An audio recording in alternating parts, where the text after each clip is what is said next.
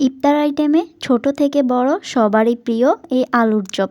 তবে অনেকে এটা ঠিকঠাকভাবে তৈরি করতে জানেন না।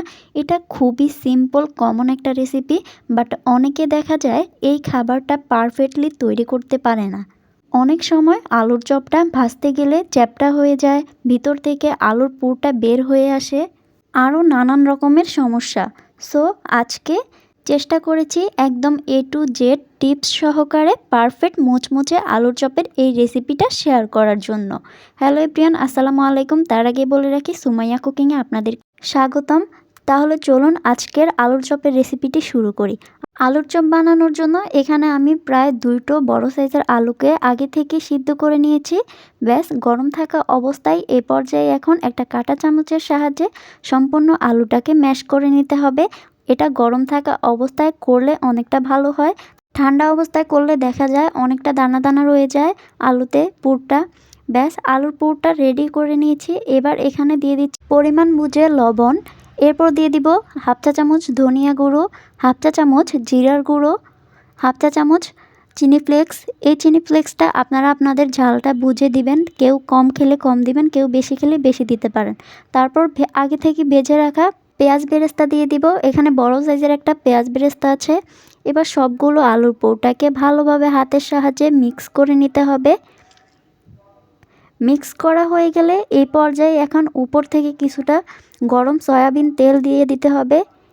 এবার হাতে কিছুটা সয়াবিন তেল লাগিয়ে সম্পূর্ণ আলুর পুরটাকে আবারও একবার মিহি করে মথে নিতে হবে। ব্যাস এখান থেকে এখন পরিমাণটা বুঝে অল্প কিছুটা আলুর পুর হাতে নিয়ে একটা গোল আকারে শেপ করে নিতে হবে।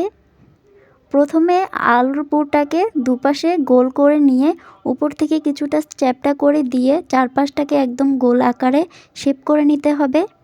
আর এটা খুবই সাবধানতার সাথে করতে হবে। এভাবে করে কিন্তু সম্পূর্ণ আলুর চপের শেপগুলো আমি দিয়ে নিয়েছি। সম্পূর্ণ আলুর চপের শেপগুলো খুবই সুন্দর হয়েছে এবং প্রত্যেকটা আলুর চপের পুর কিন্তু একদম গোল এবং মিশ্রিত হয়েছে। আর এটা কিন্তু তেল দেওয়ার ফলেই, তেলটা দিলে অনেকটা বেশি ভালো হয়, আলুর পুরটা তেমন আঠালো হয়ে যায় না। এই পর্যায়ে এখন বেসনটা গুলিয়ে নিব। এখানে একটা বড় সাইজের বাটিতে প্রথমে 1.25 কাপের মতো বেসন দিয়ে দিব। তারপর হাফ কাপের মতো ময়দা এবং অল্প কিছুটা চালের গুঁড়ো দিয়ে দিব। এরপর পরিমাণ বুঝে লবণ, 1 চা চামচ হলুদের গুঁড়ো, 1 চা চামচ জিরার গুঁড়ো, হাফ চা চামচ ধনিয়া গুঁড়ো এবং হাফ চা চামচ কাশ্মীরি লঙ্কার গুঁড়ো। এবার সবগুলো শুকনো উপকরণকে ভালোভাবে মিক্স করে নিতে হবে। ভালোভাবে মিক্স করে এবার কিছুটা পানি দিয়ে এটাকে গুলিয়ে নিতে হবে। এটা হাতের সাহায্যে করলে অনেকটা ভালো হয় এবং বেসনের ডোটা খুবই ভালো আসবে। কিছুটা পানি দিয়ে দিয়ে কিন্তু সম্পূর্ণ বেসনের ডোটাকে আমি গুলিয়ে নিচ্ছি। এভাবে করে হাতের সাহায্যে ভালোভাবে কিছুটা মিক্স করে উপর থেকে আবারও কিছুটা পানি দিয়ে সেমভাবেই কিন্তু এখানে বেসনের গোলটা তৈরি করে নিয়েছি। এই পর্যায়ে একটা আঙ্গুল দিয়ে দেখিয়ে দিচ্ছি বেসনের মিশ্রণটা আসলে কেমন হবে।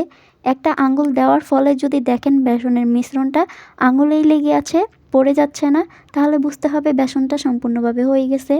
এবার আগে থেকে তৈরি করে রাখা আলুর শেপটাকে বেসনের গোলাতে দিয়ে তারপর একটা বড় সাইজের ছোট আকারের শেপের একটা চামচ নিয়ে নিতে হবে। তারপর উল্টে পাল্টে সম্পূর্ণভাবে বেসনটাকে কিছুটা সাইড থেকে উল্টে পাল্টে নিয়ে এরপর দিয়ে দিতে হবে তেলে। এটা খুবই সাবধানতার সাথে একদম ভালোভাবে উল্টে পাল্টে বেসনটাতে মিক্স করে আস্তে আস্তে তেলে দিয়ে দিলেই হবে। এরপর 2 থেকে 3 মিনিট জাল করার পর সম্পূর্ণ আলুর চপগুলোকে আমি উল্টে পাল্টে দিচ্ছি। এখানে পরিমাণ তুলনামূলক কিছুটা তেল বেশি দিতে হবে, তাহলেই কিন্তু আলুর চপের ভাজাটা খুবই পারফেক্টলি আসবে। ব্যাস এভাবে করেই 6 থেকে 7 মিনিটের মতো কিন্তু আমি উল্টে পাল্টে নিচ্ছি। আর এটা সম্পূর্ণ কাজটা চুলার আঁচটা লো আঁচে দিয়ে করতে হবে। আগে থেকে বলে রাখি, চুলার আঁচটা যদি আপনারা বেশি দিয়ে ভাজেন তাহলে আলুর চপগুলো দেখা যায় ভেতর থেকে খুলে খুলে আসবে। এটা সব সময় লো আঁচে দিয়ে 6 থেকে 7 মিনিটের মতো উল্টে পাল্টে ভেজে নিলে তৈরি হয়ে যাবে। এখানে দেখুন সম্পূর্ণ আলুর চপগুলো কিন্তু একদম ভালোভাবে উপরটা লাল আকারে ধারণ করেছে এবং উপরটা দেখতে খুবই ক্রিস্পি দেখাচ্ছে। এখানে সম্পূর্ণ আলুর চপটা কিন্তু রেডি হয়ে গেছে। আলুর চপটা দেখলে আপনারা বুঝতে পারবেন আলুর চপটা কতটা পারফেক্টলি এসেছে। আলুর পুরটা কিন্তু বের হয়ে আসেনি কিংবা ক্যাতক্যাতে টাইপের কিংবা চ্যাপ্টা টাইপের হয়ে আসেনি। সম্পূর্ণ আলুর চপগুলো খুবই মুচমুচে এবং পারফেক্টলি এসেছে। ভিতরে যে আলুর পুরটা সেটা কিন্তু একটা আলুর চপও দেখা যাচ্ছে না। সেটা আপনারা ভালোভাবে খেয়াল করলে বুঝতে পারবেন। এখানে একটা আলুর চপ ভেঙে দেখাচ্ছি। আসলে এটা সত্যি কতটা পারফেক্টলি এসেছে। দেখুন আলুর চপটা ভাঙার পর কিন্তু ভিতরের পুরটা দেখা যাচ্ছে আর উপরের লেয়ারটা কিন্তু একটা সাইডে হয়ে এসেছে। তাহলে দেখুন পারফেক্টলি বুঝতে হবে এভাবেই কিন্তু আলুর চপটা হয়ে গেছে। ভিতরের পুরটা কিন্তু ভিতরে রয়ে গেছে আর উপরের লেয়ারটা কিন্তু অনেকটাই মুচমুচে টাইপের উপর থেকে উঠে এসেছে।